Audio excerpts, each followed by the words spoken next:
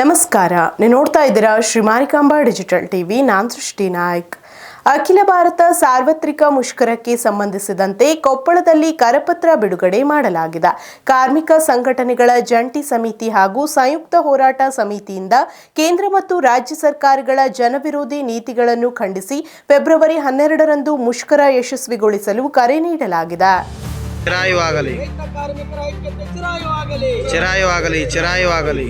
ಕೊಪ್ಪಳ ಪ್ರವಾಸಿ ಮಂದಿರದಲ್ಲಿ ನಡೆದ ಕಾರ್ಯಕ್ರಮದಲ್ಲಿ ಅಖಿಲ ಭಾರತ ಸಾರ್ವತ್ರಿಕ ಮುಷ್ಕರದ ಕರಪತ್ರ ಬಿಡುಗಡೆ ಮಾಡಲಾಯಿತು. ವಿಬಿಜಿ ರಾಮ್ಜಿ ಮಸೂದೆ, ವಿಮಾ ಕಾಯ್ದೆ ತಿದ್ದುಪಡಿ, ವಿದ್ಯುತ್ ಕಾಯ್ದೆ ತಿದ್ದುಪಡಿ, ಬೀಜ ಹಾಗೂ ಭೂಸ್ವಾಧೀನ ಕಾಯ್ದೆಗಳಿಗೆ ವಿರೋಧ ವ್ಯಕ್ತಪಡಿಸಿ ಈ ಮುಷ್ಕರಕ್ಕೆ ಕರೆ ನೀಡಲಾಗಿದೆ.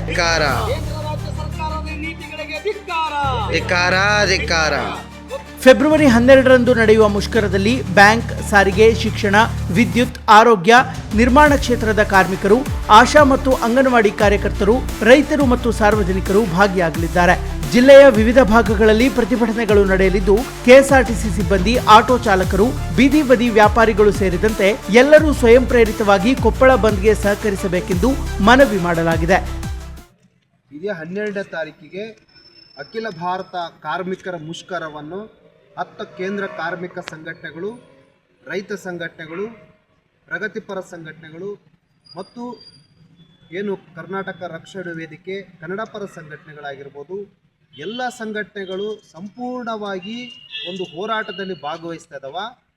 ಕೇಂದ್ರ ರಾಜ್ಯ ಸರ್ಕಾರಗಳು ಜಾರಿ ಮಾಡಿರ್ತಕ್ಕಂಥ ಏನು ರೈತ ವಿರೋಧಿ, ಕಾರ್ಮಿಕ ವಿರೋಧಿ ನೀತಿಗಳು ಹಿಂಪಡಿಬೇಕಂತೇಳಿ, ಮುಖ್ಯವಾಗಿ ಏನು ಲೇಬರ್ ಕೋಡ್ಗಳ ಕೇಂದ್ರ ಸರ್ಕಾರ ಜಾರಿ ಮಾಡಿದೆ. ಕಾರ್ಮಿಕರ ಒಂದು ಏನು ಮರಣ ಶಾಸನ ಬರಿತಕ್ಕಂಥ ಒಂದು ಕಾನೂನು, ಅದು ಏನು 8 ತಾಸು ದುಡಿತಕ್ಕಂಥದ್ದಾಗಿರ್ಬೋದು, ಕನಿಷ್ಠ ವೇತನ ಆಗಿರ್ಬೋದು, ಸಂಘ ಕಟ್ಕೊಳ್ತಕ್ಕಂಥದ್ದಿರ್ಬೋದು, ಇವೆಲ್ಲವೂ ಕೂಡ ಕಾರ್ಮಿಕ ವಿರೋಧಿ ನೀತಿಗಳ ಸರ್ಕಾರ, ಕೇಂದ್ರ ಸರ್ಕಾರ ಜಾರಿ ಮಾಡಿದೆ.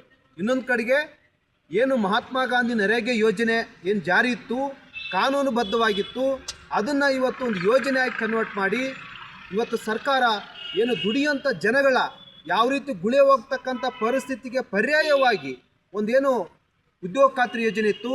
ಸುಮಾರು 12 ಕೋಟಿ ಜನ ಈ ದೇಶದಲ್ಲಿ ಉದ್ಯೋಗ ಖಾತ್ರಿಯಲ್ಲಿ ಕೆಲಸ ಮಾಡ್ತಾಯಿದ್ರು.